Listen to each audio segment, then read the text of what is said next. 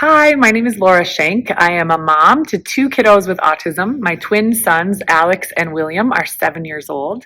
They both have autism and are in first grade this year. The first question that Ashlyn asked was about my initial reactions or emotions when they first received their diagnosis. My boys were a little different than a typical diagnosis because they had previously been diagnosed with a global developmental delay. And so while I knew that there was something going on, it was still a pretty big shock. I didn't have the shock that a lot of families receive where they have a typically developing child and then all of a sudden there's this loss of skill. We just didn't have the skill in the first place. Even still, when they were first diagnosed, there were a lot of tears. There was a lot of confusion and unknown about what their future would look like. And I think for me, it was almost a grieving process of knowing that the dreams and hopes I had for my sons were not going to look the same as what I had pictured during their happy and healthy pregnancy, for example. And so for me, it was a bit of a grieving process. I wasn't shocked, but I was still really emotional. I remember sitting in the office of the person that diagnosed us, and I cried when she told me that they had autism. And she asked if I was surprised, and I said that I wasn't. I think the thing that surprised me more was the level at which they were diagnosed, because they were both diagnosed at level 3, which is the most severe autism on the schedule. And so for me, just knowing that they were that far behind was a tough pill to swallow. Prior to my sons being diagnosed with autism, I knew a little bit. I'm a teacher, and so I'd been trained in some types of accommodations and modifications for autistic students. But in my particular, I teach middle school band. I've only had students personally that are really high functioning autism. I've had a couple of students who needed to wear headphones or needed preferential seating, but I really haven't dealt with kids that needed the level of support that my kids needed.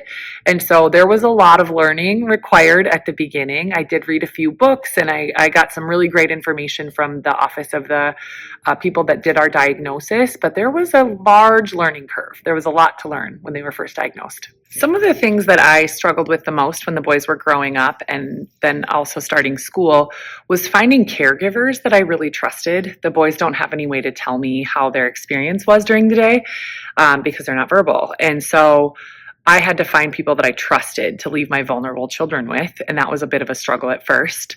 We did find some really wonderful caregivers, and I have been able since to kind of use a network of people that I trust to refer me to other people that I can come to trust as well. But that was a big struggle. One of the other things that was uniquely hard for us is that I have two. And so oftentimes taking one of the boys somewhere, even to the grocery store or to out for dinner or something like that, would have been hard, but doing it with two boys who had significant needs made it impossible. And so I had to often rely on family members and friends and caregivers if I just needed to do something like go to the grocery store, because the boys just aren't able to do those kinds of outings in a way that would be safe. Now that they're older, they're 7 years old, we can do some of those kinds of things. They've gotten a lot more skill set and we've gotten a lot more practice, but everything takes a lot of practice, and so that was something that was really hard. The next question is about what kinds of things are different for the boys than for my daughter Addison, who's 9 years old and neurotypical. Everything is different. We have to practice so much more. We have to have their support network in place so much more for every single thing that we do throughout the day, from getting up in the morning and having a routine that can't change, to having people that they trust and that they know to get them to school and to be with them at school. Any small change in their day is something that seems insurmountable to them at the time. And so we have to practice a lot more with them than we would for somebody like Addison. I worry about them more. I worry that they could wander off at recess and they wouldn't be noticed. Whereas if Addison were to get lost, she would be able to find her way home easily. The school is only a few blocks from our house, and so I wouldn't have any trouble saying, sure, you can ride your bike with a friend down to the playground on an afternoon, whereas the boys would definitely not be able to do something like that. So really everything is really different between what Addison can do as a typically developing child and what the boys can do. We do have to really think carefully about how to take the boys out into public, especially if it's a place that's new or unfamiliar to them, because they do get really stressed by that. Some things that I've found over the years that are really helpful is talking about it a lot ahead of time.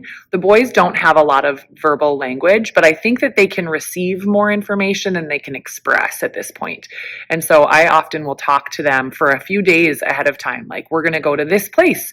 These are the people that you might see. This is some of the things that we might do, to kind of mentally prepare them. We do utilize headphones sometimes if some place is going to be really noisy. We do a lot of talking about hand holding, which they don't always love to do, but we kind of force it.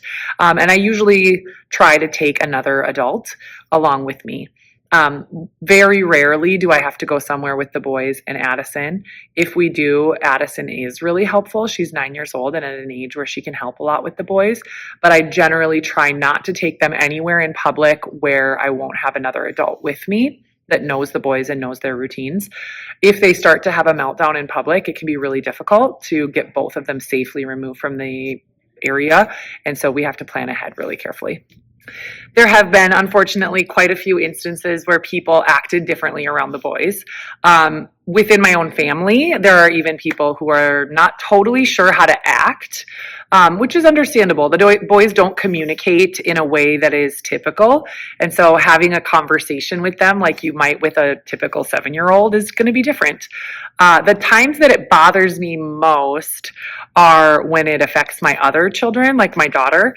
If we are at the playground, oftentimes people will make a comment like, "What's wrong with your brother?" And she's gotten really good at being an advocate and saying, "Nothing's wrong with my brother. He has autism. His brain works different." But it is a time when it makes my heart break a little bit for her and for them. And there also have been times where we're at the grocery store, for example, and one of the boys decides to just throw a hissy fit in the checkout line, that I almost wish that there was some sort of like physical distinguishing feature like there are for some other conditions, so that people would at a glance know, okay, there's something going on here besides just like bad parenting and this kid having a temper tantrum. So those are the only times that I can think about where they've been treated differently, but it is kind of a bummer. I often see online in the autism community people saying things like, "I would never change my child. Autism is just part of them." And I would never change the wonderful things about Alex and William. I love the little boys that they are, but if I could change the fact that they have autism, absolutely I would. I would take it away from them in a heartbeat so that they could have a conversation with me like a normal kid, or so that they could experience playing with their peers in a way that the rest of their classmates get to experience. I would never want to change their personalities. William is the most laid back, cozy, snuggly little guy and the sweetest child that you would ever hope to meet. Alex is hilarious. Even without too many words, he can crack up anyone. He's also genuinely delighted to see you every time that you walk into a room. And so those wonderful parts of their personality, I would never want to change. We have seen with different pharmaceuticals we've tried that it changes their mood or it changes their behavior. And so we've stopped them, because to me, the people that the boys are is so wonderful that I would never want to change that. But I would absolutely take away some of the challenges that I know that they're going to face for the rest of their lives. Absolutely, I would change those things. As far as advice for interacting with kids with autism, I think that's a case-by-case thing and depends on how well you know the kid. It depends on what kind of environment they're in. But I know that kids like to be included. I know that they thrive on that. My kids do 100%. And I always love when our school makes an effort to include them in different programs or in different class settings. I enjoy the fact that my family is very inclusive and the boys are welcome to just be who they are when we're together. We've learned over time not to force them into situations that they don't want to be in. If they decide that they don't want to sit at the table and eat dinner with the large crowd, it's just better for everybody if we let them go and do their thing quietly and then come back when they're actually hungry, for example. And so I think it's a real lead let them lead the way situation with kids who have autism. They want to be engaged, but often they're overwhelmed and not ready to be engaged. And so you have to follow their lead, be sensitive to the cues that they're giving you. All of their behavior means something, and bring them in whatever ways that you possibly can.